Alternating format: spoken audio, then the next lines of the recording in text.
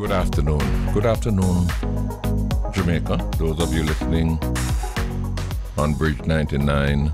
And good afternoon to those in New York who are tuning in through Irie Jam Radio. This is Jamaica Live. And you know, today we're doing a program of a different kind. Tomorrow will mark the 55th anniversary of the assassination of the Reverend Dr. Martin Luther King, Jr. He was killed by an assassin's bullet in Memphis, Tennessee on the 4th of April, 1968. His life, his work, his legacy certainly deserve to be honored and celebrated. But more than that, there are so many hideous things, hideous signs in America today, that legacy is being put to the test.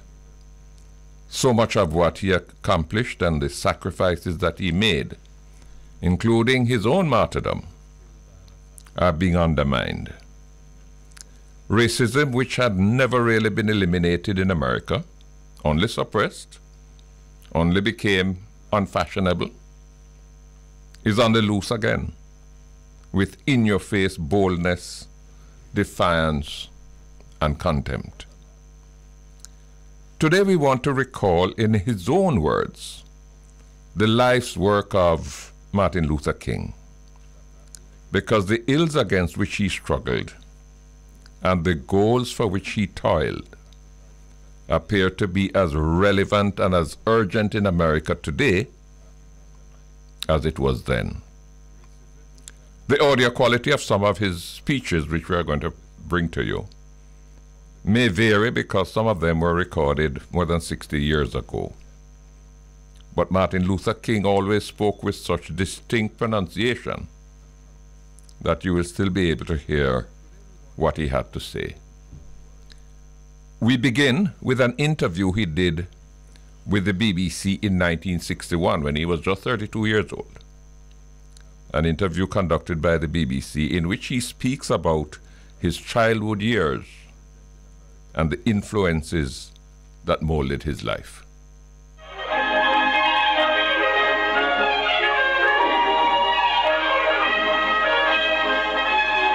Dr. King, the most unexpected thing about you, to me, is that for a long time you've been a national leader of your people. You're one of the most influential figures, I suppose, in the United States, and yet you're only 32 years old.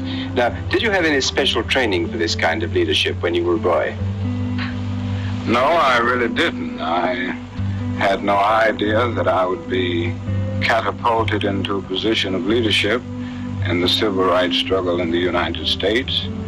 I went through the discipline of early elementary school education and then high school and college and theological training, but never did I realize that I would be in a situation where I would be a leader in what is now known as the civil rights struggle of the United States. What sort of home did you have as a child? Was it a strict home, for instance?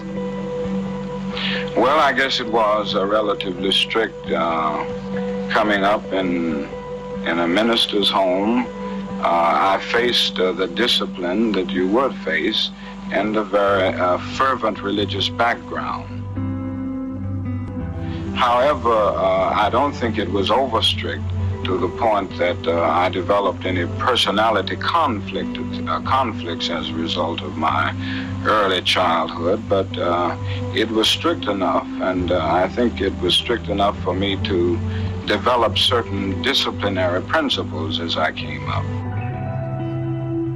Well, now, when you were still a small boy, before those decisions came along, were you conscious of color discrimination in your own life?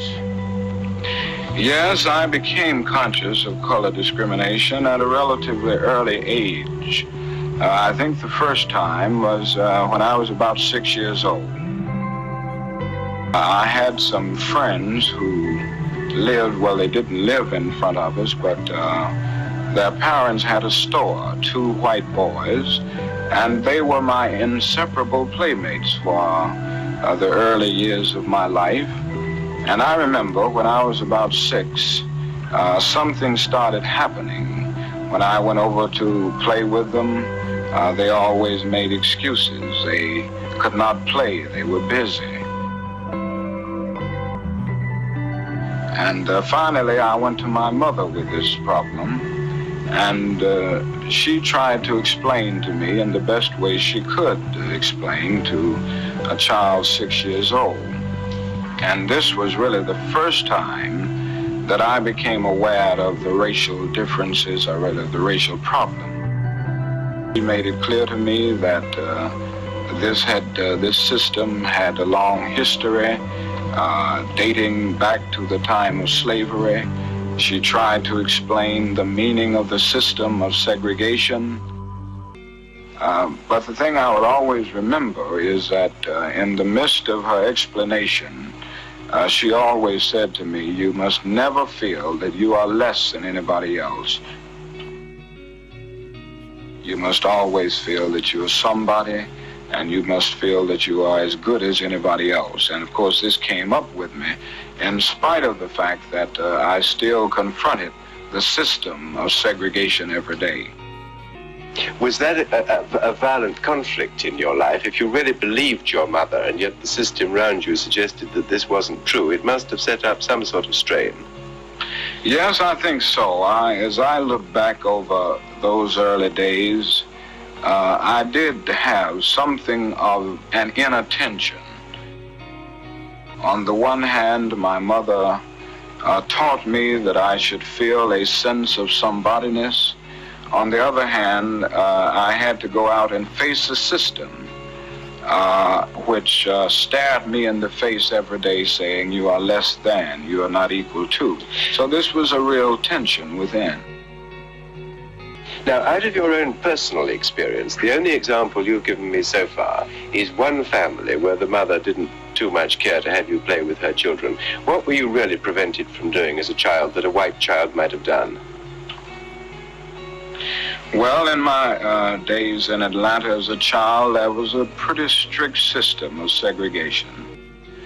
For instance, I could not use the swimming pool, so that for a long, long time I could not go in swimming until the YMCA was built, a Negro YMCA, and they had a swimming pool there. But certainly a Negro child in Atlanta could not go to any public park. I could not go to the so-called white schools. There were separate schools. And I attended a high school in Atlanta, which was the only high school for Negroes in the city. And this was a real problem because in Atlanta there are more than 200,000 Negroes. Many of the stores downtown, to take another example, I could not go to a lunch counter to buy a hamburger, a cup of coffee, or something like that. I could not attend any of the theaters. Only there were one or two Negro theaters.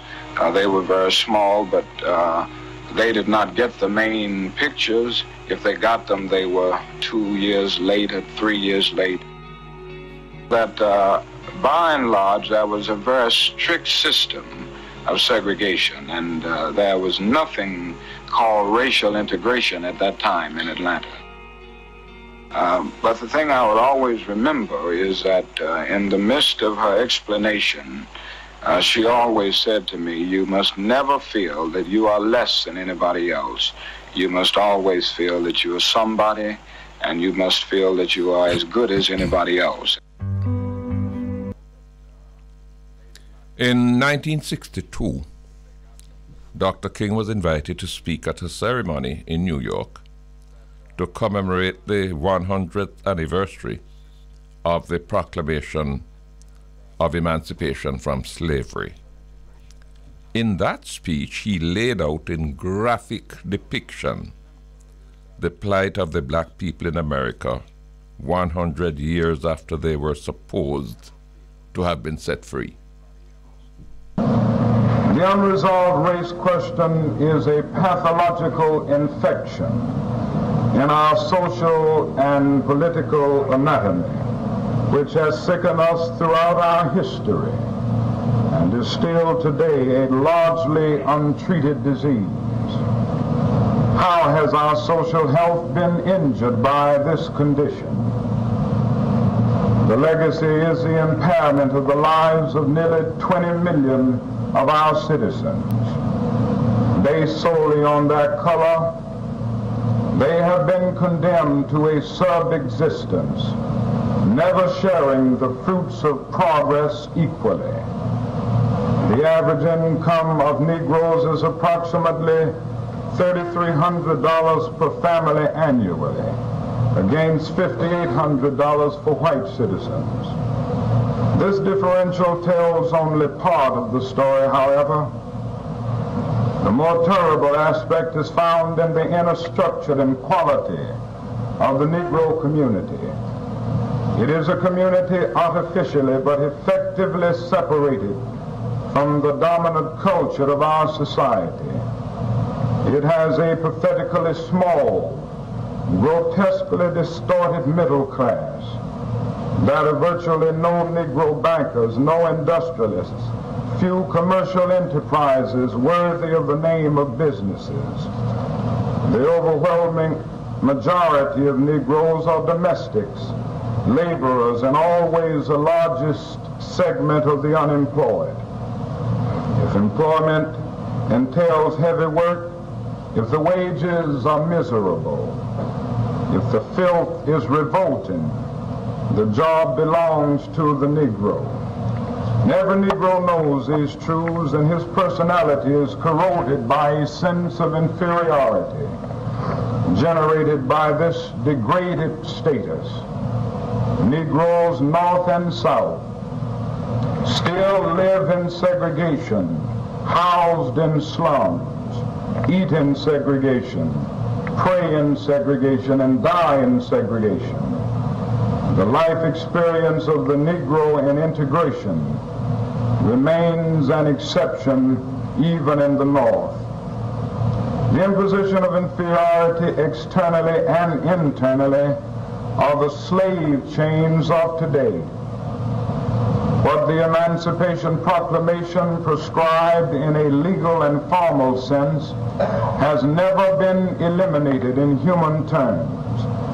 By burning in the consciousness of white Americans a conviction that Negroes are by nature subnormal, much of the myth was absorbed by the Negro himself, stultifying his energy, his ambition, and his self-respect.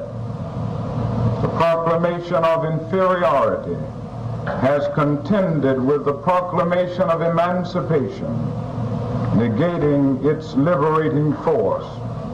Inferiority has justified the low living standards of the Negro, sanctioned his separation from the majority culture, and enslaved him physically and psychologically.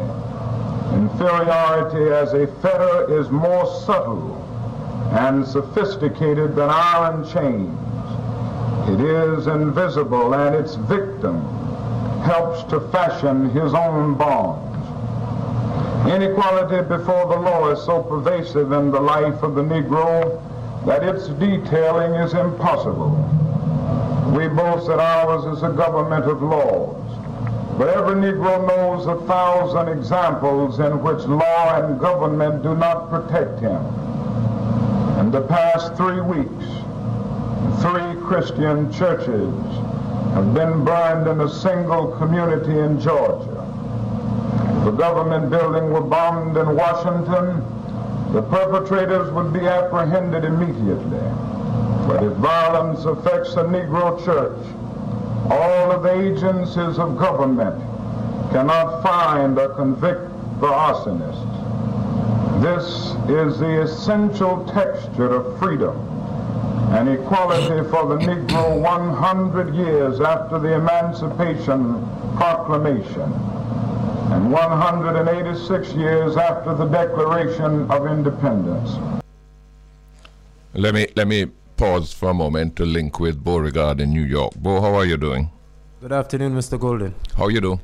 I'm doing great, sir. Doing great. We're dedicating the program today to Martin Luther King because when I looked at some of the things I see happening in America today, I believe that we perhaps need to reincarnate him and bring him back.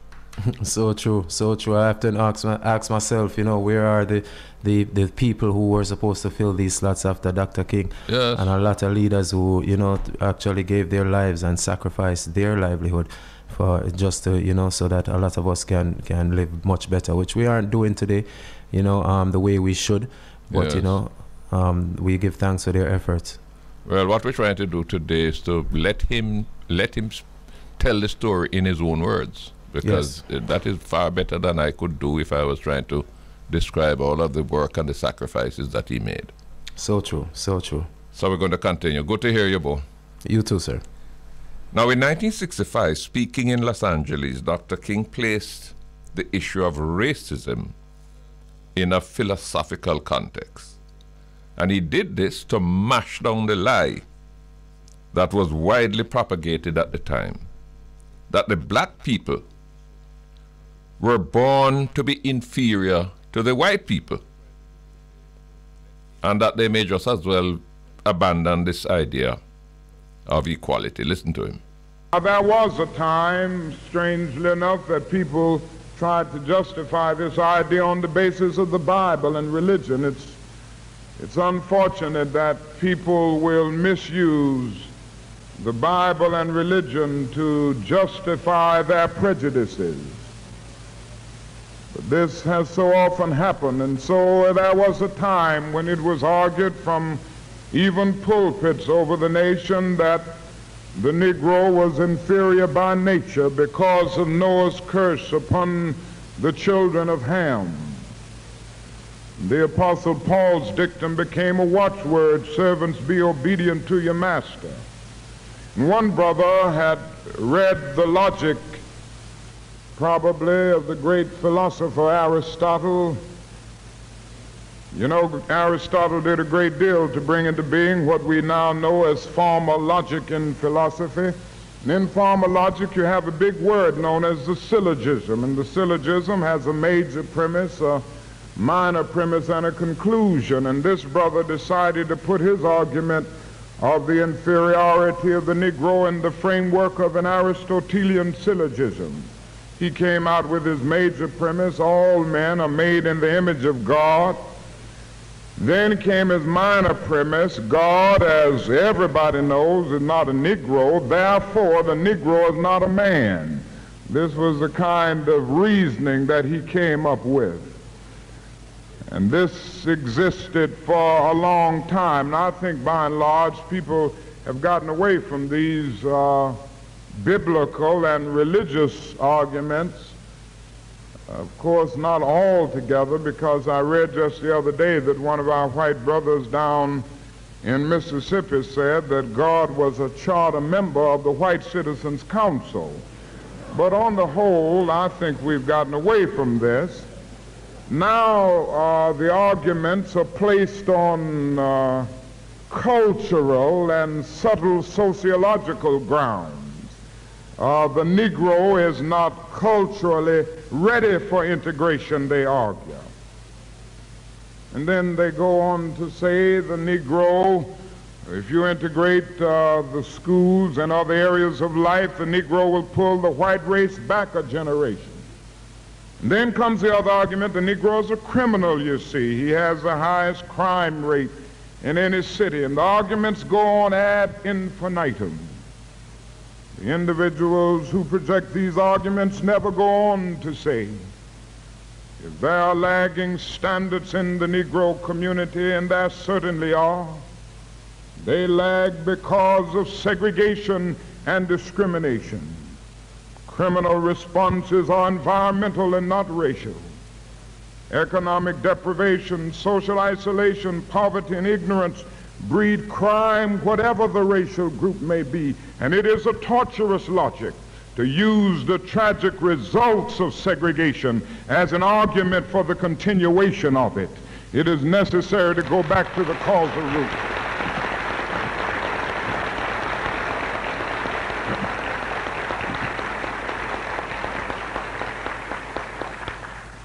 So it is necessary to see that there is no truth in this idea, superior and inferior races.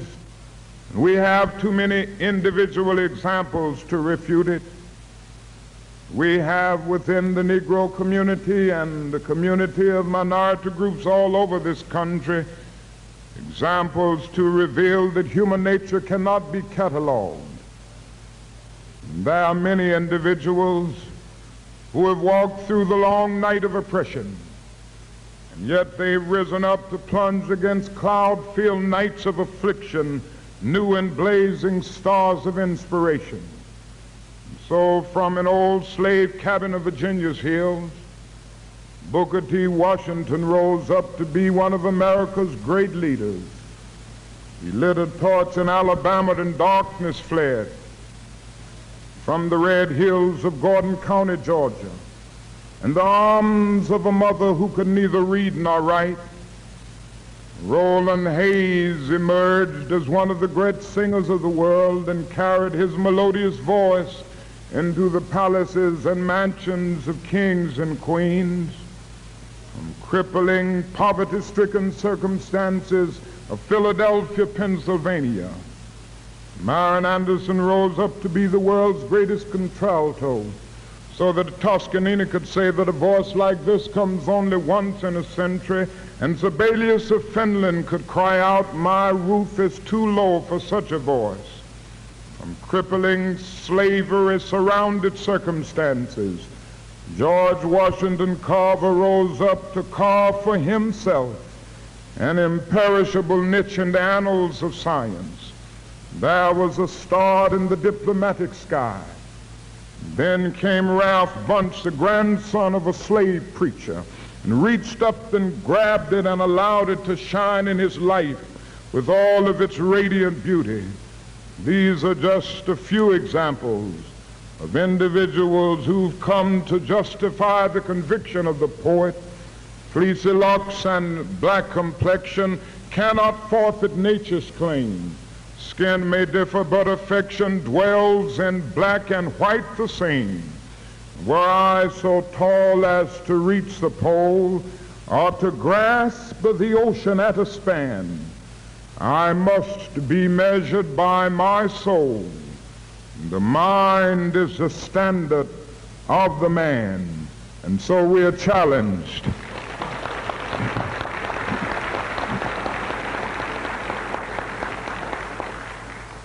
So we're challenged to get rid of the notion once and for all that there are superior and inferior races.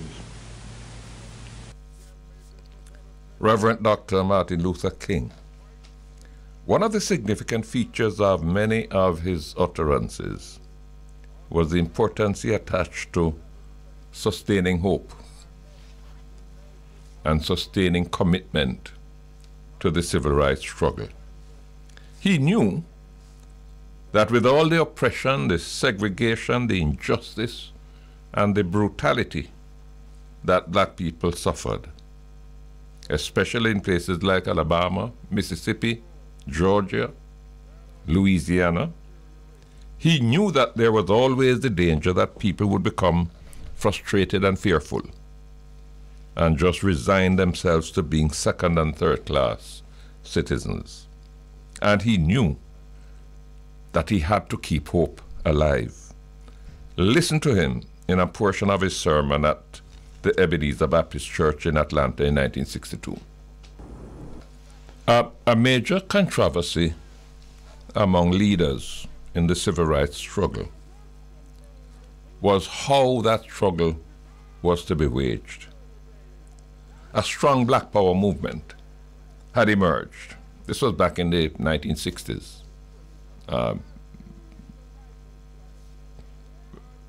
When Martin Luther King was perhaps at the height of his crusade. So a strong black power movement had emerged, and some of those in the forefront of the black power movement argued that racial discrimination could be overcome only through a militant and even violent strategy. Martin Luther King consistently said, no, you can't fight fire with fire. You have to fight fire with water. There were also differences as to how blacks and whites should coexist. While striving for equality, some of them insisted that they could never be integrated and that they should remain as separate communities, black community and white community, while Dr. King favored integration where blacks and whites would live together as brothers. For these reasons, some of the more militant black leaders poured scorn on Martin Luther King and refused to associate themselves with his crusade. Now, speaking in Los Angeles in 1965, Dr. King made the argument for the essentiality of nonviolence in the struggle for equality and justice and the ultimate goal of the brotherhood of man. I'm still convinced that in working through this massive action program, that nonviolence is the most potent weapon available to oppressed people in their struggle for freedom and justice. I still believe that violence is both impractical and immoral in our struggle. And I will still continue to teach and preach all over this land that the old eye for an eye philosophy ends up leaving everybody blind. Certainly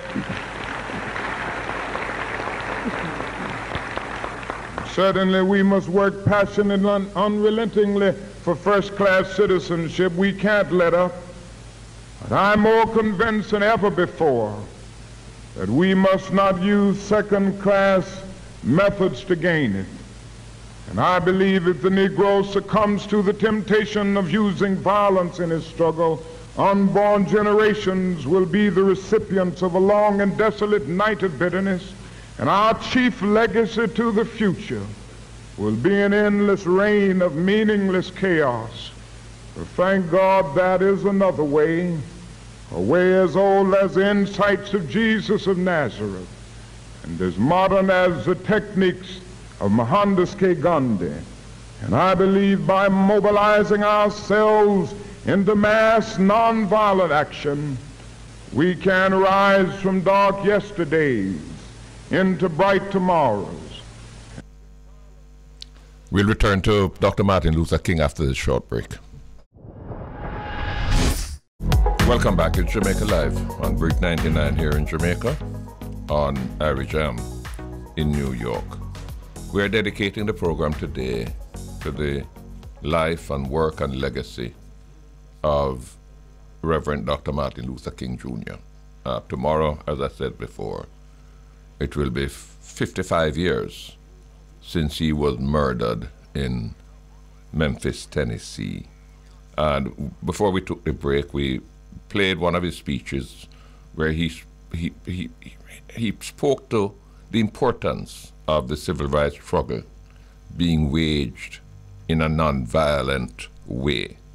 And he defended that approach even more forcefully in a Christmas Eve sermon at his home church, the Ebenezer Baptist Church in Atlanta in 1967. I would like to suggest that modern man really go all out to study the meaning of nonviolence, its philosophy and its strategy.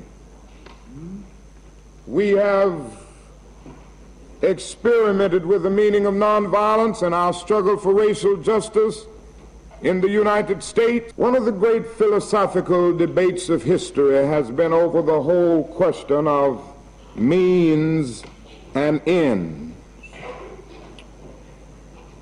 And there have always been those who argued that the end justifies the means. So if you are seeking to develop a just society, the important thing is to get there, and the means really aren't important. Any means that will get you there. They may be violent, they may be untruthful means, they may even be unjust means to get to a just end. There have been those who have argued this throughout history. that ends are not cut off from means, because the means represent the ideal in the making and the end in process.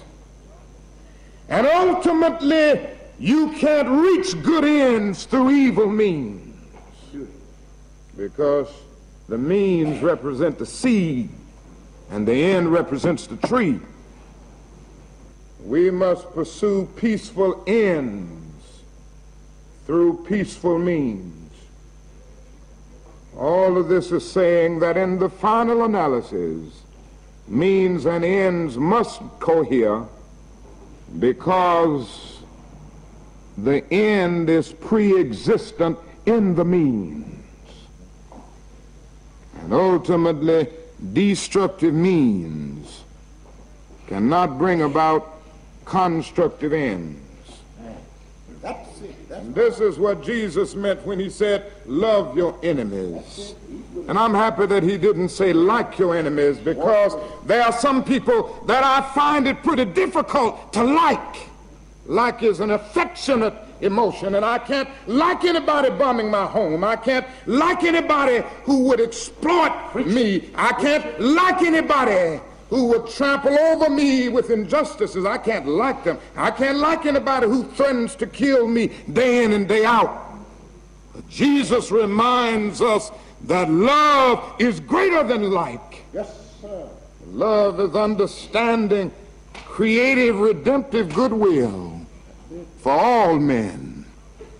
We must never let up in our determination to remove every vestige of segregation and discrimination from our nation.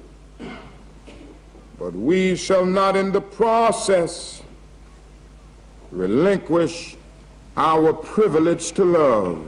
And somehow we must be able to stand up before our most bitter opponents and say, we shall match your capacity to inflict suffering by our capacity to endure suffering.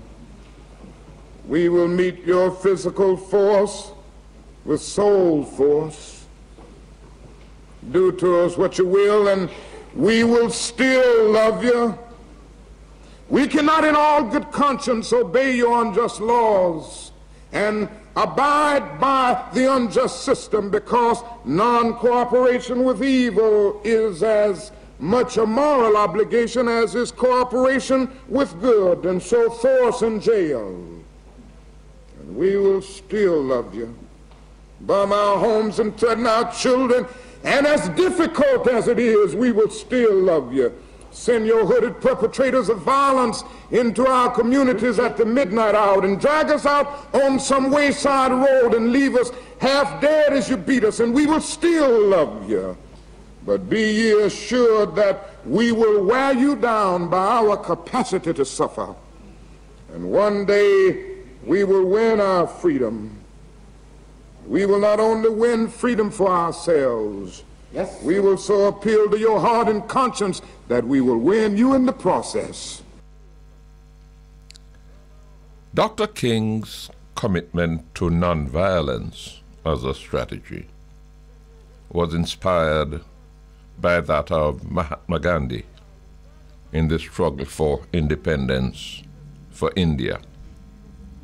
In 1957, Dr. King was a specially invited guest at the independence celebrations of Ghana, and he also drew on the example of Kwame Nkrumah in the struggle to free Ghana from British colonialism. He spoke about it in Montgomery, Alabama, on his return from Ghana in April of 1957. Ghana has something to say to us. It says to us first that the oppressor never voluntarily gives freedom to the oppressed. And if Nkrumah and the people of the Gold Coast had not stood up persistently revolting against the system, it would still be a colony of the British Empire. Privileged classes never give up their privileges without strong resistance. If we wait for it to work itself out, it will never be worked out. Freedom only comes through persistent revolt, through persistent agitation, through persistently rising up against the system of evil. If there had not been a Gandhi in India with all of his noble followers, India would have never been free. If there had not been an Nkrumah and his followers in Ghana, Ghana would still be a British colony. It reminds us of the fact that a nation or a people can break loose from oppression without violence. Nkrumah says in the first 2 pages of his autobiography, which was published on the 6th of March, he said that he had studied the social systems of social philosophers. He started studying the life of Gandhi and his techniques. And he said that in the beginning he could not see how they could ever get loose from colonialism without armed revolt, without armies and ammunition rising up. Then he says after he continued to study Gandhi, continued to study this technique, he came to see that the only way was through non-violent positive action. And he called his program Positive Action. That here is a nation that is now free, and it is free without rising up with arms and with ammunition. It is free through non-violent means. We've got to revolt in such a way that after revolt is over, we can live with people as our brothers and our sisters. Our aim must never be to defeat them or humiliate them. The aftermath of nonviolence is the creation of the beloved community. The aftermath of nonviolence is redemption. The aftermath of nonviolence is reconciliation. The aftermath of violence, however, is bitterness. Let us never fight with falsehood and violence and hate and malice, but always fight with love, so that when the day comes that the walls of segregation have completely crumbled in Montgomery, that we will be able to live with people as our brothers and sisters. And this is one thing that Ghana teaches us, that you can break loose from evil through non-violence, through a lack of bitterness. And Nkrumah says in his book, when I came out of prison, I was not bitter toward Britain. I came out merely with a determination to free my people from the colonialism and imperialism that had been inflicted upon them by Britain. Now, Dr. King made sure to explain how black people, without violence, could exert effective power and weaken the forces of oppression through nonviolent means. Here is what he said in Memphis, Tennessee in 1968. We don't have to argue with anybody. We don't have to curse and go around acting bad with our words. We don't need any bricks and bottles. We don't need any Molotov cocktails. We just need to go around to these stores and to these massive industries in our country and say, God sent us by here to say to you that you're not treating his children right. And we come by here to ask you to make the first item on your agenda fair treatment where God's children are concerned. Now, if you are not prepared to do that, we do have an agenda that we must follow. And our agenda calls for withdrawing economic support from you.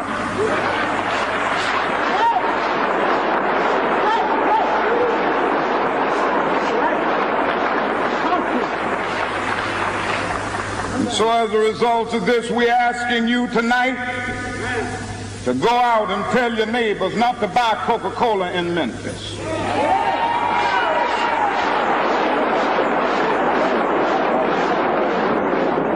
Go by and tell them not to buy sealed-pressed milk.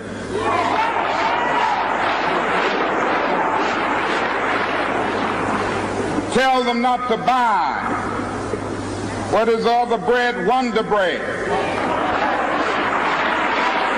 And what is other bread, come to Jesse? Tell them not to buy Hart's bread.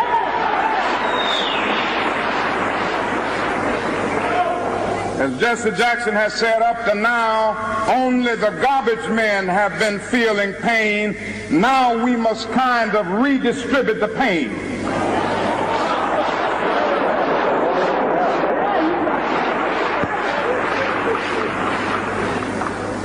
We are choosing these companies because they have been fair in their hiring policies. And we are choosing them because they can begin the process of saying they are going to support the needs and the rights of these men who are on strike.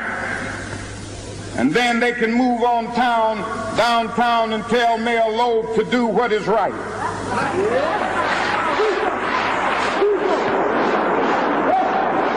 And not only that, we've got to strengthen black institutions.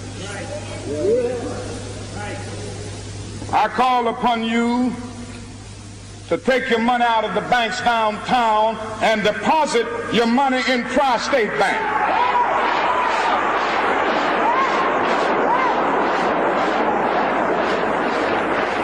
We want a bank-in movement in Memphis. Go by the Savings and Loan Association. I'm not asking you something that we don't do ourselves in SCLC. Judge Hooks and others will tell you that we have an account here in the Savings and Loan Association from the Southern Christian Leadership Conference. We are telling you to follow what we are doing. Put your money there. You have 6 or 7 black insurance companies here in the city of Memphis. Take out your insurance there. We want to have an insurance in.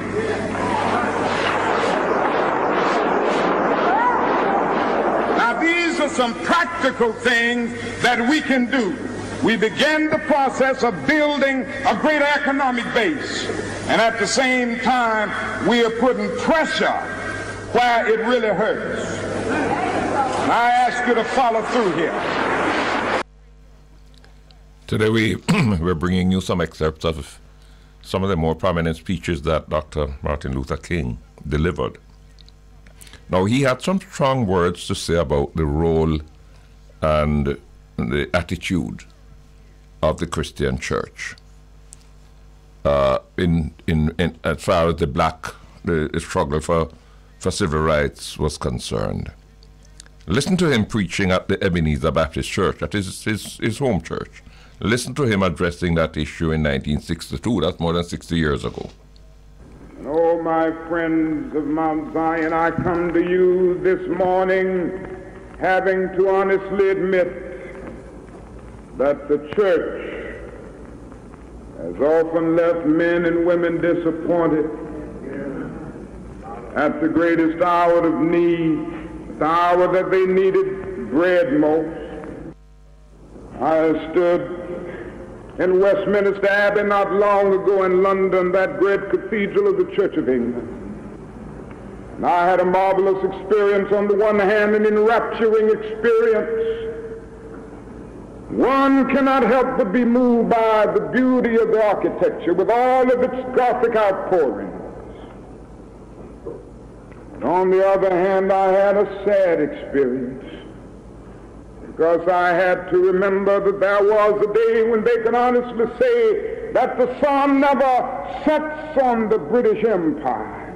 They could say that because more than 785 million of God's children were dominated by the British Empire.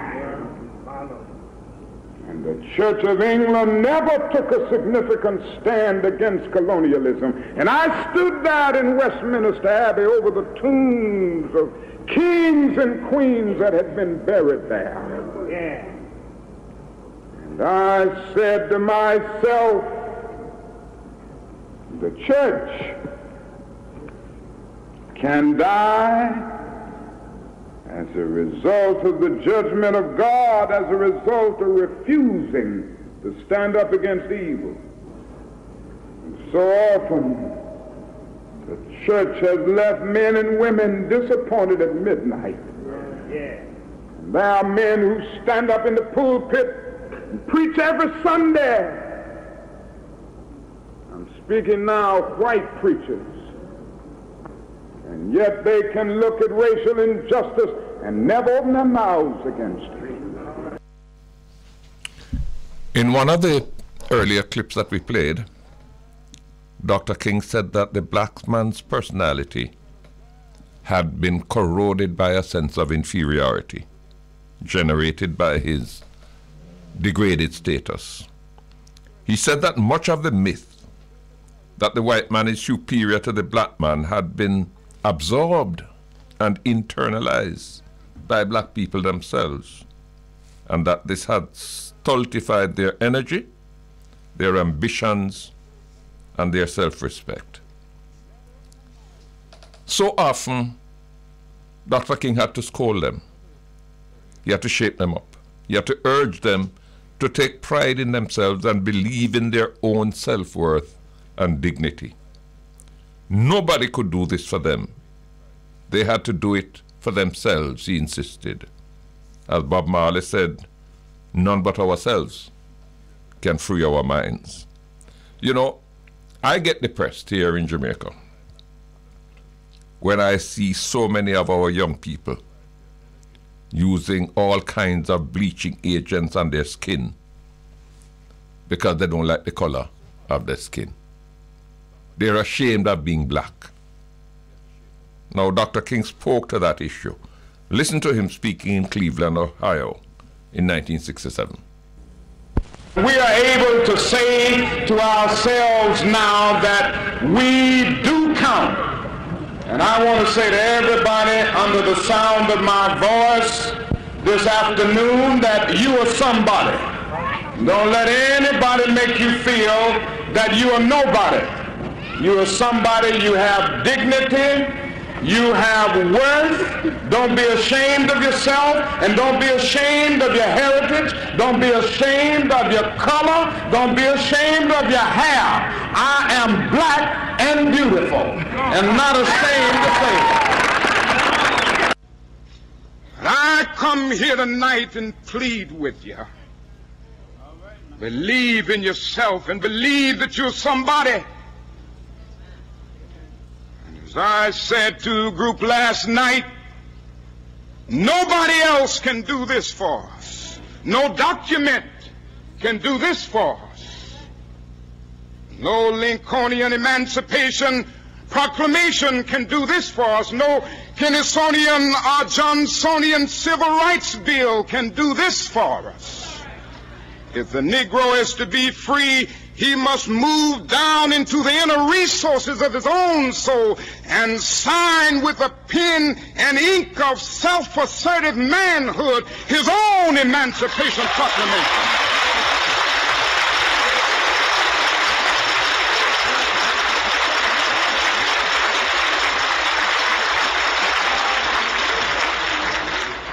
Don't let anybody take your manhood.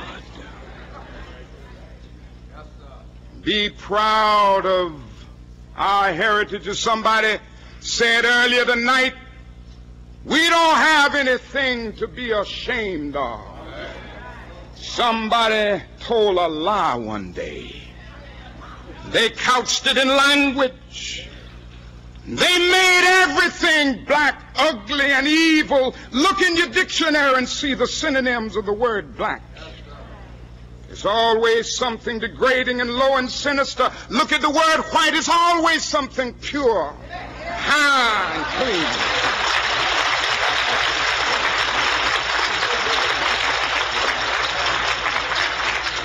But I want to get the language right tonight.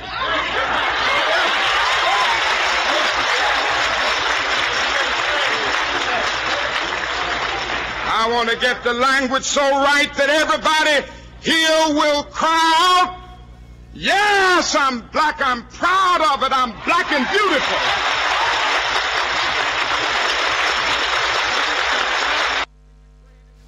And he took it further, urging black people to strive to be the best of themselves.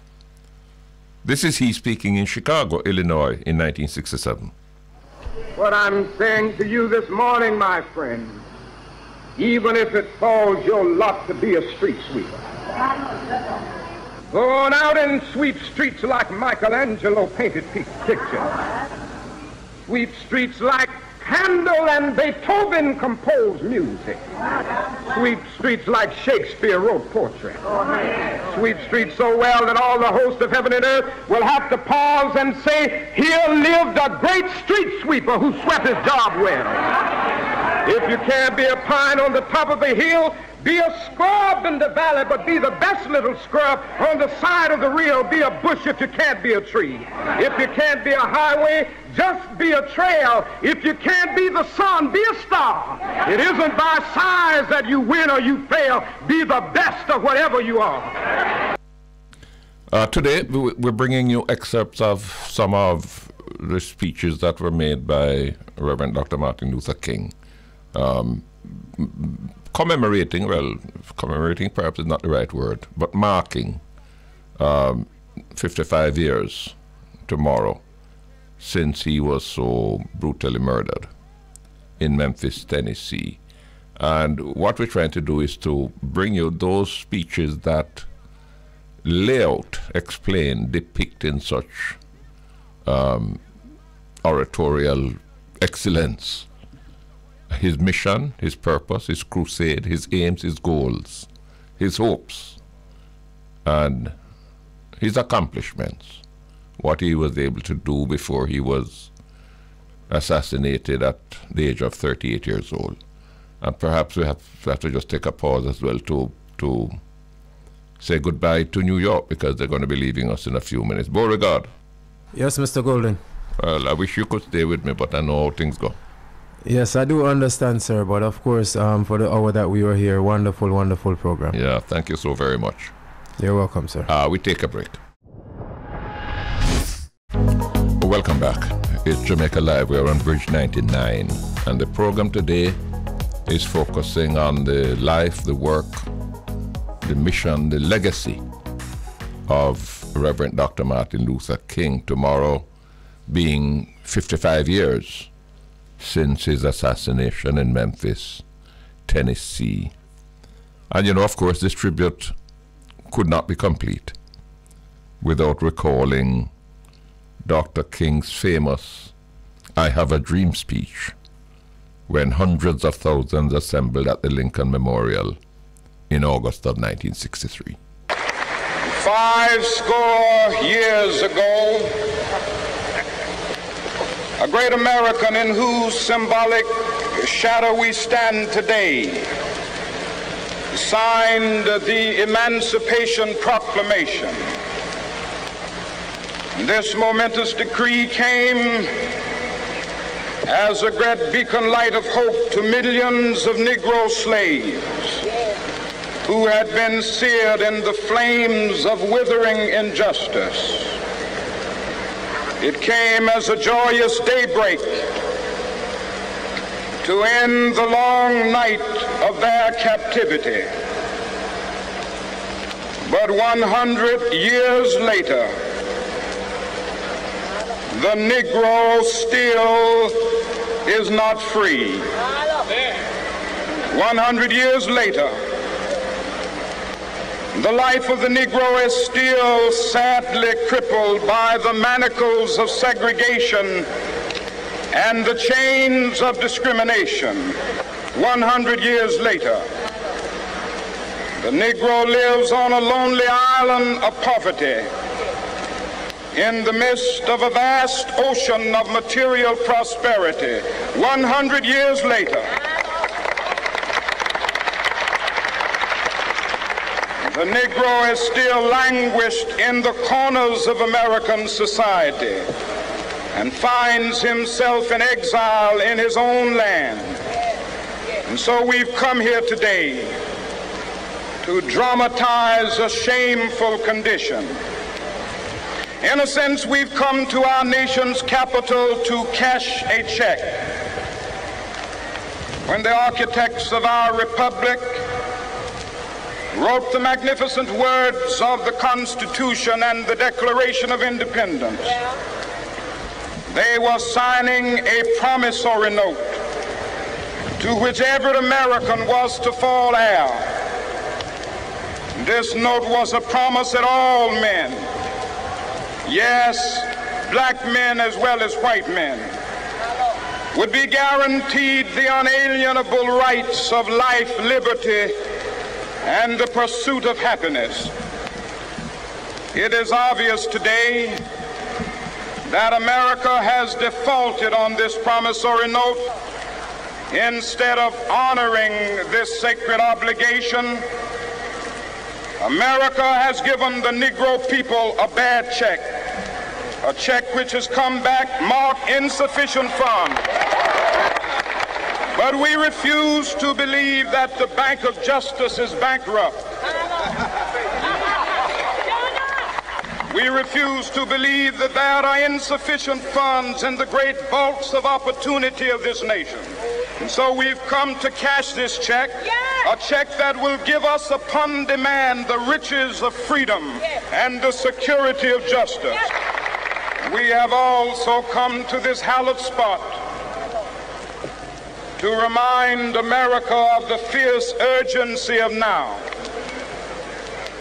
This is no time to engage in the luxury of cooling off or to take the tranquilizing drug of gradualism. Now is the time to make real the promises of democracy. Now is the time to rise from the dark and desolate valley of segregation to the sunlit path of racial justice.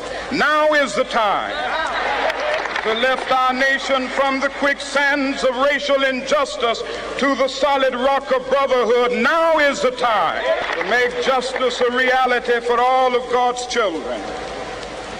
It would be fatal for the nation to overlook the urgency of the moment. This sweltering summit of the Negro's legitimate discontent will not pass until that is an invigorating autumn of freedom and equality. 1963 is not an end, but a beginning.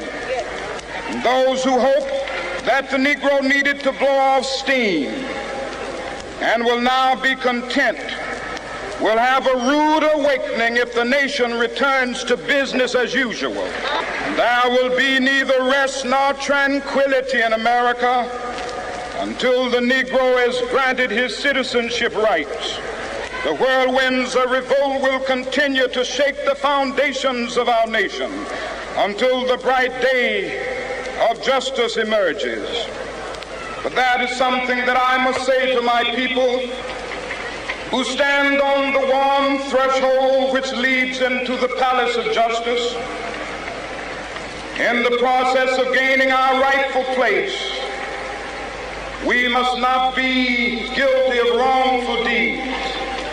Let us not seek to satisfy our thirst for freedom by drinking from the cup of bitterness and hatred. We must forever conduct our struggle on the high plane of dignity and discipline. We must not allow our creative protest to degenerate into physical violence. Again and again, we must rise to the majestic heights of meeting physical force with soul force. The marvelous new militancy which has engulfed the Negro community must not lead us to a distrust of all white people. For many of our white brothers, as evidenced by their presence here today, have come to realize that their freedom is inextricably bound to our freedom. We cannot walk alone. As we walk, we must make the pledge that we shall always march ahead. We cannot turn back. There are those who are asking the devotees of civil rights, when will you be satisfied? We can never be satisfied as long as the Negro is a victim of all the unspeakable horrors of police brutality. We can never be satisfied. As long as our body is heavy with the fatigue of travel, cannot gain lodging in the motels of the highways and the hotels of the city. We cannot be satisfied as long as a Negro in Mississippi cannot vote and a Negro in New York believes he has nothing for which to vote. No, we are not satisfied, and we will not be satisfied until justice rolls down like waters and righteousness like a mighty stream. Let us not wallow in the valley of despair. I say to you today, my friend, so even though we face the difficulties of today and tomorrow, I still have a dream. It is a dream deeply rooted in the American dream. I have a dream that one day this nation will rise up and live out the true meaning of its creed. We hold these truths to be self-evident that all men are created equal. I have a dream that one day on the red hills of Georgia, sons of former slaves and the sons of former slave owners will they be able to sit down together at the table of brotherhood. I have a dream that one day even the state of Mississippi, a state sweltering with the heat of injustice, sweltering with the heat of oppression, will be transformed into an oasis of freedom and justice. I have a dream. My 4 little children will one day live in a nation where they will not be judged by the color of their skin, but by the content of their character. I have a dream. I have a dream that one day down in Alabama with its vicious racists, with its governor having his lips dripping with the words of interposition and nullification. One day right there in Alabama, little black boys and black girls will be able to join hands with little white boys and white girls as sisters and brothers. I have a dream today. I have a dream that one day every valley shall be exalted. Every hill and mountain shall be made low. The rough places will be made plain, and the crooked places will be made straight. And the glory of the Lord shall be revealed, and all flesh shall see it together. This is our hope. This is the faith that I go back to the South with. With this faith, we will be able to hew out of the mountain of despair a stone of hope. With this faith, we will be able to transform the jangling discords of our nation into a beautiful symphony of brotherhood. With this faith, we will be able to work together, to pray together, to struggle together, to go to jail together, to stand up for freedom together, knowing that we will be free one day.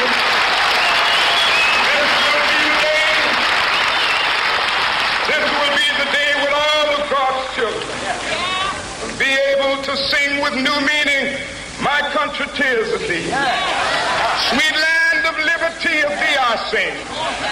Land where my fathers died, land of the pilgrim's pride. From every mountainside, let freedom ring. And if America is to be a great nation, this must become true. And so let freedom ring. From the prodigious hilltops of New Hampshire, let freedom ring. From the mighty mountains of New York, let freedom ring. From the heightening Alleghenies of Pennsylvania, let freedom ring. From the snow-capped Rockies of Colorado, let freedom ring. From the curvaceous slopes of California.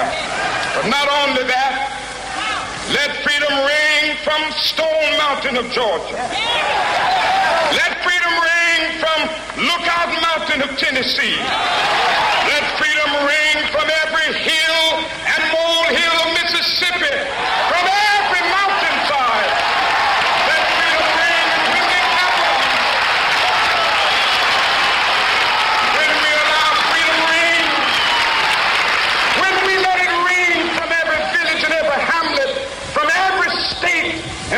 city. We will be able to speed up that day when all of God's children, black men and white men, Jews and Gentiles. Reverend Dr. King juxtaposed his dream with a much celebrated, much talked about American dream in order to illustrate its unfulfillment, its deficit. Listen to him. I'd like to have you think with me this afternoon from the subject, the American dream. And I use this subject because America is essentially a dream yet unfulfilled. The substance of the dream is expressed in these great words from the Declaration of Independence. We hold these truths to be self-evident, that all men are created equal, that they are endowed by their Creator with certain inalienable rights, that among these are life, liberty, and the pursuit of happiness. Now, the first thing we notice in this dream is an amazing universalism. It does not say some men, it says all men. It doesn't say all white men, it says all men, which includes black men. It doesn't say all Gentiles, it says all men, which includes Jews. It doesn't say all Protestants, it says all men, which includes Catholics. And then that is something else in this dream. That is one of the basic things that distinguishes our form of government from totalitarian systems. It says that each of us has basic rights that are neither conferred by nor derived from the state. They are gifts from the hands of the Almighty God. Very seldom, if ever, in the history of the world has a socio-political document expressed in such profound, eloquent, and unequivocal language the dignity and the worth of human personality. The American dream reminds us that every man is an heir of a legacy of dignity and worth. This is a great dream. But ever since the founding fathers of our nation dreamed this dream, America has been something of a schizophrenic personality, tragically divided against herself. On the one hand, we have proudly professed the great principles of democracy, but on the other hand, we have sadly practiced the very antithesis of those principles. Indeed, slavery and racial segregation have been strange paradoxes in the nation founded on the principle that all men are created equal. But now more than ever before, our nation is challenged to realize this great dream. For the shape of the world today does not permit us the luxury of an anemic democracy. And the price that our country must pay for the continued oppression of the Negro or the Mexican, the Puerto Rican, or the Indian, or any other minority group is the price of its own destruction. For the hour is late. The clock of destiny is ticking out, and we must act now before it is too late. And so, my friends, all people of goodwill are challenged to work with zeal and determination to make the American dream a reality. A dream so brilliantly shared, and yet the reality was reluctant to catch up with the dream. Dr. King expressed his disappointment, even frustration, in his sermon some years later at the Ebenezer Baptist Church.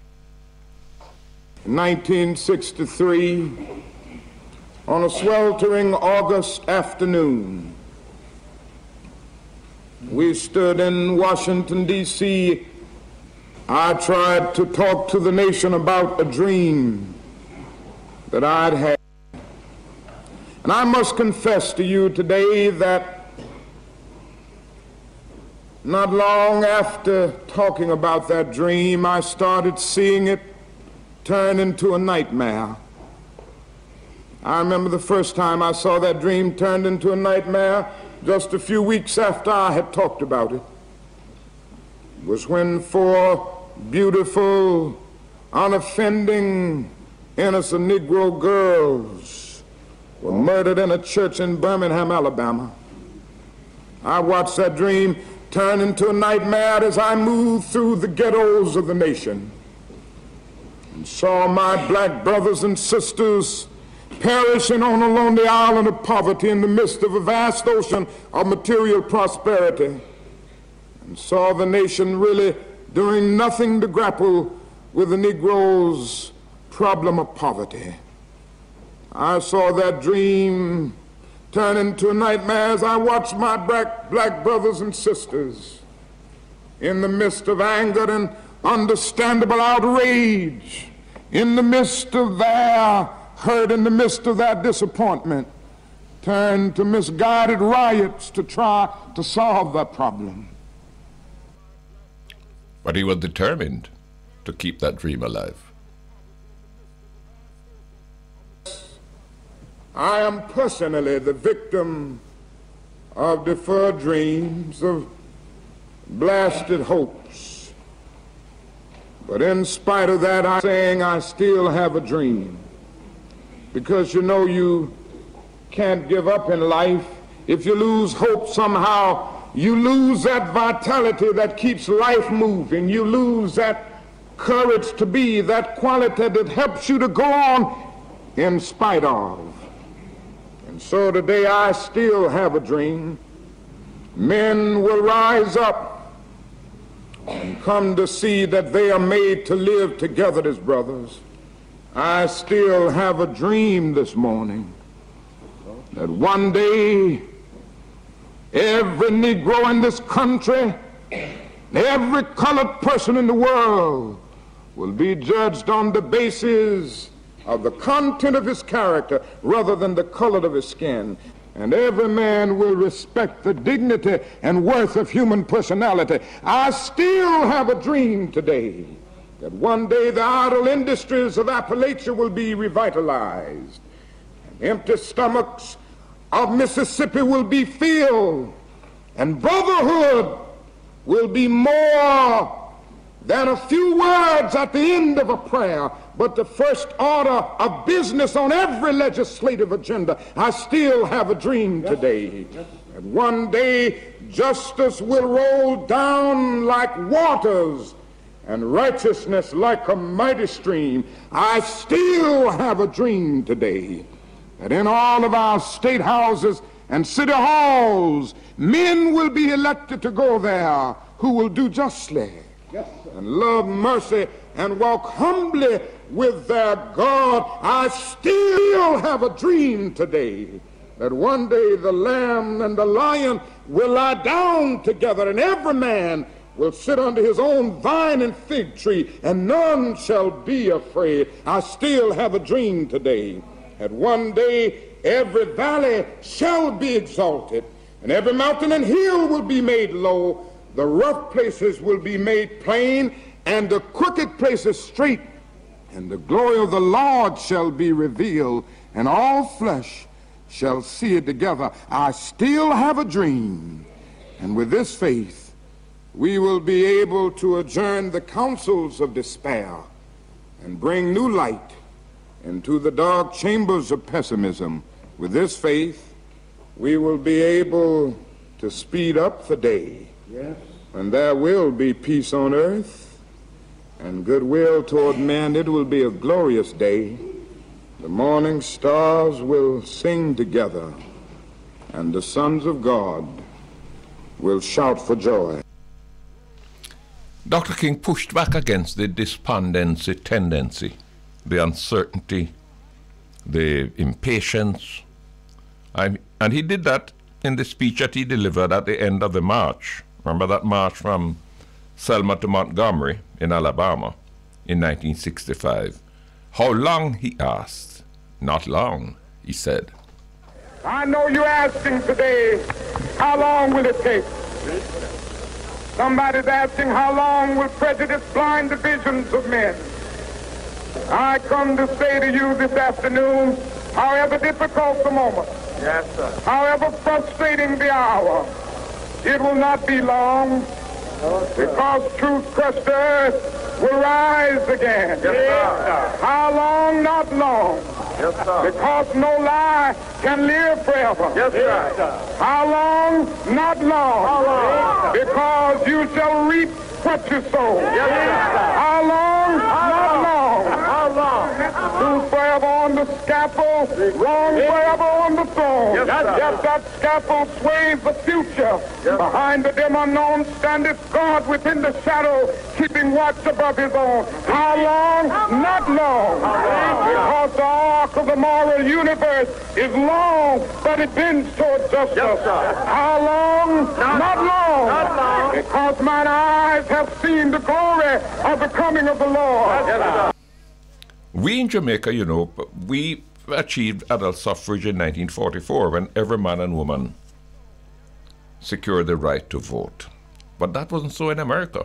Not until the majority of black people in America were not able to vote until 1965. That's more than 20 years after we did so in Jamaica. The right to vote was an important plank of Martin Luther King's campaign. Listen to him speaking in Los Angeles in 1965. The prejudices in our society, both north and south, are still deep-rooted. And we must not overlook the fact that there is a need to work through massive action programs and educational channels to remove these prejudices all over our land. Now, in this action program, I want to mention briefly the need to support the effort to gain the right to vote for Negroes all over this land, but particularly in the South and the Black Belt counties. As you know, we are working now in Selma, Alabama, getting ready to move in other Black Belt counties all over that state. And oh, if I would tell you some of the experiences that we've had, you would hardly believe it. In trying to do the simple thing of getting registered in order to vote as a citizen. In Dallas County, there are 15,125 Negroes of voting age. Only about 325 are registered.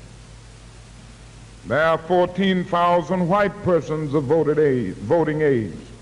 9,420 some odd are registered. This is a glaring pattern of discrimination.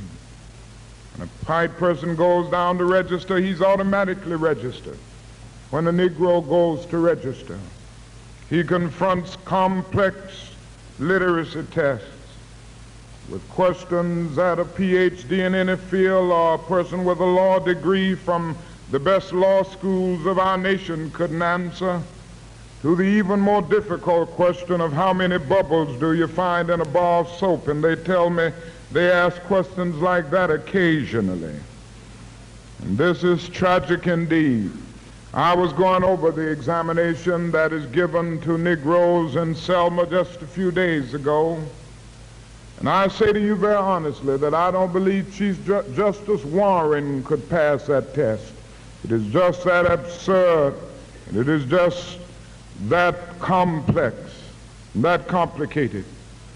But not only the literacy test, Negroes face the threat of arrest the minute they go to the courthouses in these black belt counties. They get together to go to register. So often they're immediately arrested for unlawful assembly, any charge, disorderly conduct, disturbing the peace, contributing to the delinquency of a minor, contempt of court. And then above all of that stands the sheriff. And in these rural black belt counties, the sheriff is a symbol of all of man's inhumanity to man. They so often beat us. They so often use cattle prods to keep us from going in to register. They throw us in crowded jail cells and treat us as if we were wayward animals. And this is a long story of the Negro's search to get the ballot. But if we are to change conditions in Selma, we've got to get it. The adjoining county, Lowndes County, Negroes outnumber whites 5-1. In Wilcox County, Negroes outnumber whites 3-1. And in both of these counties, you don't have a single Negro registered to vote. I just think if Negroes could register to vote in those counties, things would change in Alabama. Governor Wallace would talk a different way. Every political leader would act differently. Negroes would be able to live on paved streets. In Selma, Alabama, the average Negro makes only $12 or $13 a week. The Negro could work, he would make more than $12 or $13 a week. If the Negro could vote, he would change the very political structure and liberalize the total political climate.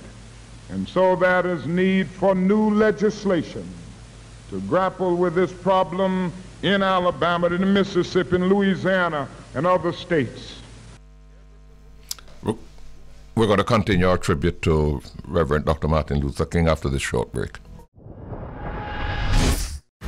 Welcome back to Jamaica Live. We're focusing on the memory and the work and the legacy of Reverend Dr. Martin Luther King. And the last clip we played dealt with the struggle to secure for black people the right to vote.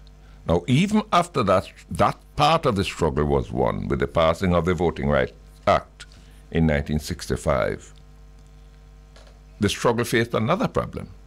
Many black people didn't bother to register, or if they registered, many of them didn't go out to vote. And Dr. King had to put some energy behind that. It is a known fact that every politician respects votes, and we have enough potential voting power here to change anything that needs to be changed. And so let us set out to do it, and to do it in no uncertain terms. And finally, I want to say to you that if we will organize like this, we have a power that can change this city. Each of you assembled here today decided that you were going to see that 10 other people are registered before the last day, which I think is next weekend, the 14th, I believe. Just see what a power you can be. And then after getting people registered, That is another and even greater responsibility, and that is to go out to vote. Now, I'm not going to be long. I'm going to be very brief. I'm not here to make a speech. I'm here to make a plea, and I'm here to urge you to do something that I think you will do and something that I think you want to do. Each of us has a moral responsibility, if we are of voting age and if we are registered, to participate in that decision. I come here to urge every person under the sound of my voice to go to the polls on the 3rd of November and vote your convictions. Now, I know you're intelligent people, and I don't need to tell you who you should vote for. I don't have any fear about that. You know who to vote for. I'm just asking you to vote. And so all men of goodwill will go to the polls on November the 3rd. And I hope we will have a great day in our nation, so that when we wake up on the 4th of November, we will know that America has made the right decision.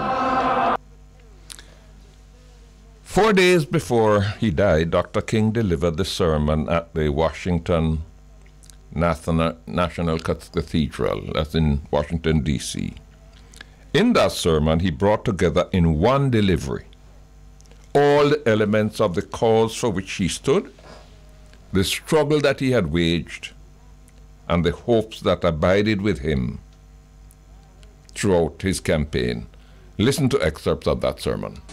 Yes, we do live in a period where changes are taking place, and that is still the voice crying through the vista of time, saying, "Behold, I make all things new. Former things are passed away." Now, whenever anything new comes into history, it brings with it new challenges and new opportunities. And I would like to deal with the challenges that we face today.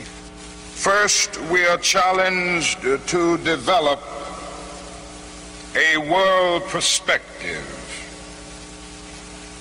No individual can live alone. No nation can live alone.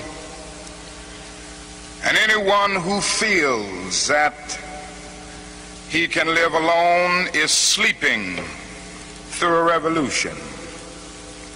The world in which we live is geographically one.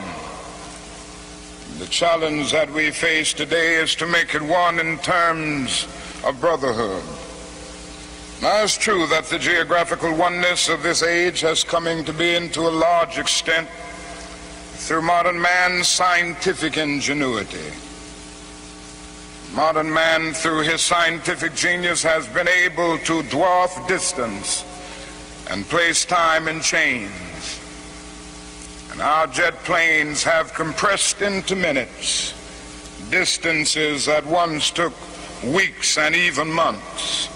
And yet, we have not had the ethical commitment to make of it a brotherhood. We must all learn to live together as brothers, or we will all perish together as fools. We are tied together in the single garment of destiny, caught in an inescapable network of mutuality. And whatever affects one directly affects all indirectly. For some strange reason, I can never be what I ought to be until you are what you ought to be. And you can never be what you ought to be until I am what I ought to be. John Donne caught it years ago and placed it in graphic terms. No man is an island entire of itself. Every man is a piece of the continent, a part of the main. And he goes on toward the end to say, any man's death diminishes me because I am involved in mankind. Therefore never sin to know for whom the bell tolls. It tolls for thee. Secondly, we are challenged to eradicate the last vestiges of racial injustice from our nation. Racial injustice is still the black man's burden and the white man's shame. It is an unhappy truth that racism is a way of life for the vast majority of white Americans, spoken and unspoken, acknowledged and denied, subtle and sometimes not so subtle. The disease of racism permeates and poisons a whole body politic. And I can see nothing more urgent than for America to work passionately and unrelentingly to get rid of the disease of racism. And everyone must share in the guilt, as individuals and as institutions. The government must certainly share the guilt. Individuals must share the guilt. Even the church must share the guilt. We must face the sad fact at 11 o'clock on Sunday morning when we stand to sing, "In Christ there is no east nor west." We stand in the most segregated hour of America. The hour has come for everybody, and for all institutions, for the public sector and the private sector, to work to get rid of racism. Now, if we are to do it, we must honestly admit certain things and get rid of certain myths that have constantly been disseminated all over our nation. One is the myth of time. It is a notion that only time can solve the problem of racial injustice. And there are those who often sincerely say to the Negro and his allies in the white community, "Why don't you slow up? Stop pushing things so fast. Only time can solve the problem. And if you will just be nice and patient and continue to pray, in 100 or 200 years, the problem will work itself out." Well, that is an answer to that myth. And it is that time is neutral. It can be used either constructively or destructively. And I'm sorry to say this morning that I'm absolutely convinced that the forces of ill will in our nation, the extreme rightists of our nation, the people on the wrong side, have used time much more effectively than the forces of goodwill. And it may well be that we will have to repent in this generation, not merely for the vitriolic words and the violent actions of the bad people, but for the appalling silence and indifference of the good people who sit around and say, "Wait on time." Somewhere we must come to see that human progress never rolls in on the wheels of inevitability. It comes through the tireless efforts and the persistent work of dedicated individuals who are willing to be co-workers with God. And without this hard work, time itself becomes an ally of the primitive forces of social stagnation. So we must help time and realize that the time is always right to do right. Now, that is another myth that still gets around. It is a kind of over-reliance on the bootstrap philosophy. And there are those who still feel that if the Negro is to rise out of poverty, if the Negro is to rise out of slum conditions, if he is to rise out of discrimination and segregation, he must do it all by himself. And so they say the Negro must lift himself by his own bootstraps. They never stop to realize that no other ethnic group has been a slave on American soil. The people who say this never stop to realize that the nation made the black man's color a stigma. But beyond this, they never stop to realize the debt that they owe a people who were kept in slavery 244 years. In 1863, the Negro was told that he was free as a result of the Emancipation Proclamation being signed by Abraham Lincoln. But he was not given any land to make that freedom meaningful. It was something like keeping a person in prison for a number of years and suddenly discovering that that person is not guilty of the crime for which he was convicted. And you just go up to him and say, now you're free. But you don't give him any bus fare to get to town. You don't give him any money to get some clothes to put on his back or to get on his feet again in life. Every code of jurisprudence would rise up against this. And yet this is the very thing that our nation did to the black man.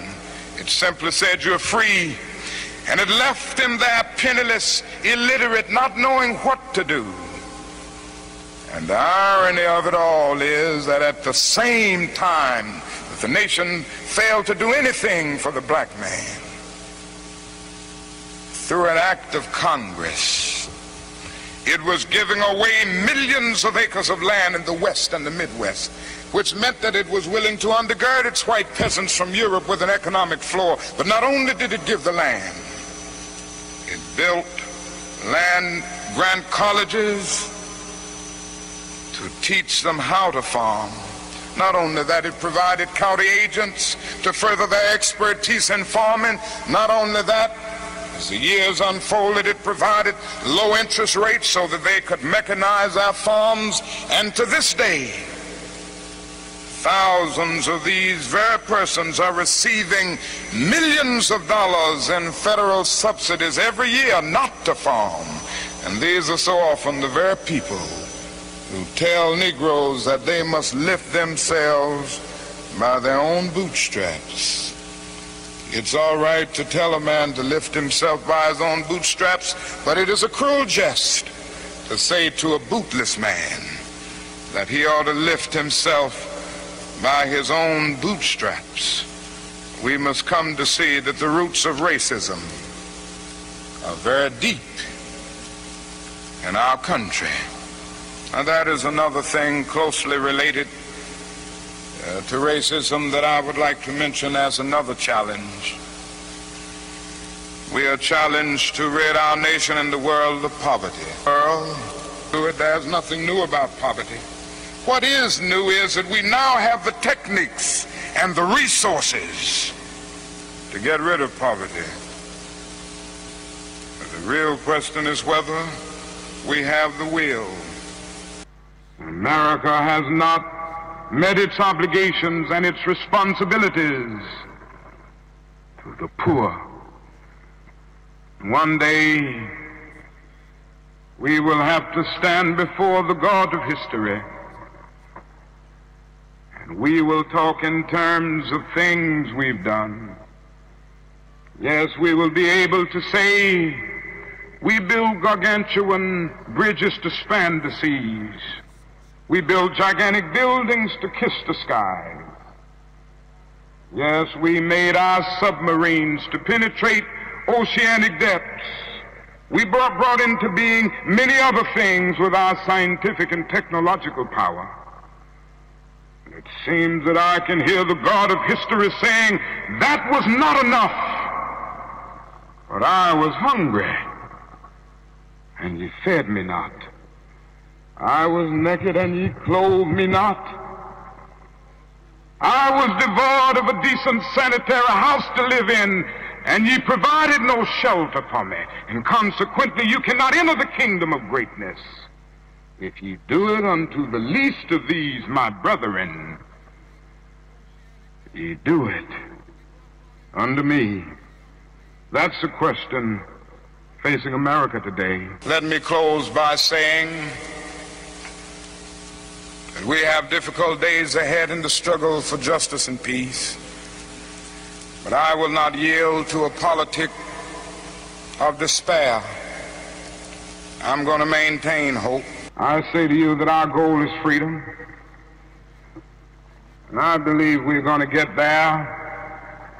Because however much she strays away from it, the goal of America is freedom. Abused and scorned though we may be as a people, our destiny is tied up in the destiny of America.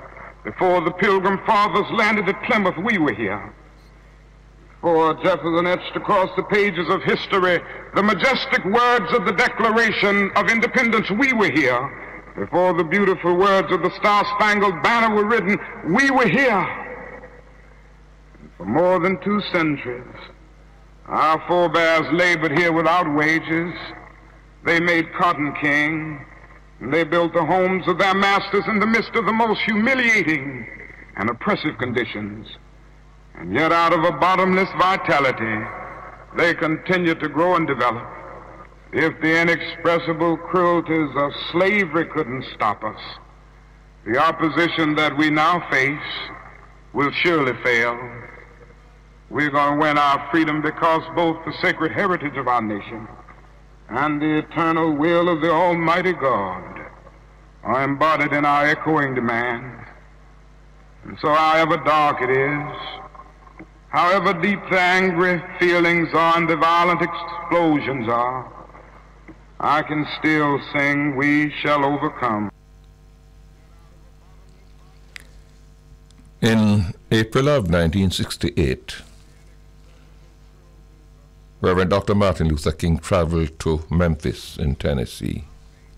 He went there to lend support to black sanitation workers who were protesting because they were being discriminated against in terms of wages and working conditions when compared to their white co-workers. On April 3rd, 1968, Dr. King spoke at the Charles Mason Temple, which was the world headquarters of the Church of God in Christ. What he said in that speech was as if he knew that he was about to die. Because in less than 24 hours, he was shot and killed. Listen to that speech. And I want to thank God once more for allowing me to be here with you. You know, several years ago, I was in New York City, and while sitting there autographing books, a demented black woman came up. The only question I heard from her was, "Are you Martin Luther King?" And I was looking down writing, and I said, "Yes." The next minute, I felt something beating on my chest. Before I knew it, I had been stabbed by this demented woman. I was rushed to Harlem Hospital, and that blade had gone through, and the x-rays revealed that the tip of the blade was on the edge of my aorta, the main artery. And once that's punctured, you're drowned in your own blood. That's the end of you. It came out in the New York Times the next morning that if I had merely sneezed, I would have died. They allowed me to read some of the mail that came in, and from all over the states and the world, kind letters came in. I read a few, but one of them I will never forget. I had received one from the president and the vice president. I've forgotten what those telegrams said.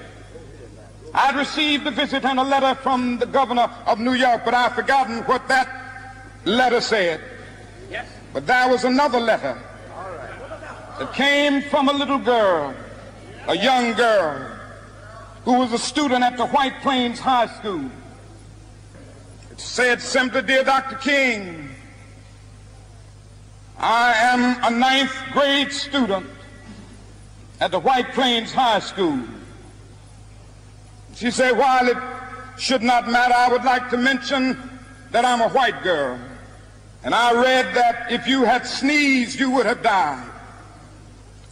And I'm simply writing you to say that I'm so happy that you didn't sneeze." I want to say tonight that I too am happy that I didn't sneeze, because if I had sneezed, I wouldn't have been around here in 1960, when students all over the South started sitting in at lunch counters.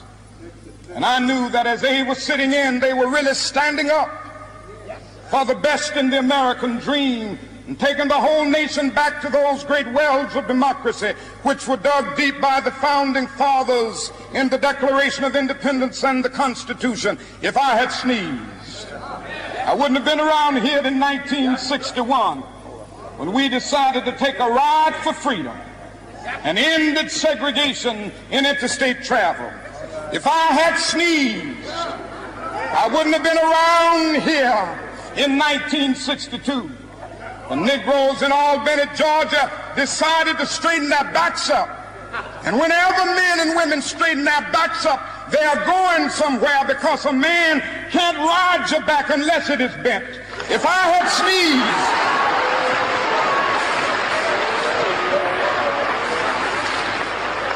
if I had sneezed, I wouldn't have been here in 1963. The black people of Birmingham, Alabama, aroused the conscience of this nation and brought into being the Civil Rights Bill. If I had sneezed, I wouldn't have had a chance later that year in August to try to tell America about a dream that I had had. If I had sneezed, I wouldn't have been down in Selma, Alabama, to see the great movement there. If I had sneezed, I wouldn't have been in Memphis to see a community rally around those brothers and sisters who are suffering. I'm so happy that I didn't sneeze. And they were telling me, now it doesn't matter now. It really doesn't matter what happens now. I left Atlanta this morning, and as we got started on the plane, there were 6 of us. The pilot said over the public address system, "We're sorry for the delay, but we have Dr. Martin Luther King on the plane, and to be sure that all of the bags were checked, and to be sure that nothing would be wrong on the plane, we had to check out everything carefully, and we've had the plane protected and guarded all night." And then I got into Memphis, and some began to say the threats, talk about the threats that were out, or what would happen to me from some of our sick white brothers. Well, I don't know what will happen now. We've got some difficult days ahead. But it really doesn't matter with me now, because I've been to the mountaintop. I just want to do God's will. And He's allowed me to go up to the mountain. And I've looked over, and I've seen the promised land. I may not get there with you, but I want you to know tonight that we as a people will get to the promised land.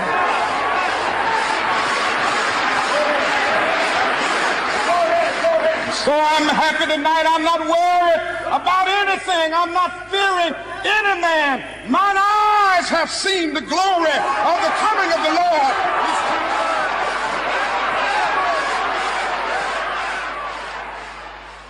Today we have paid tribute to the life, work, and legacy of the Reverend Dr. Martin Luther King, one of the most outstanding leaders of the last century, who was so cruelly assassinated 55 years ago, while still in his prime, 38 years old.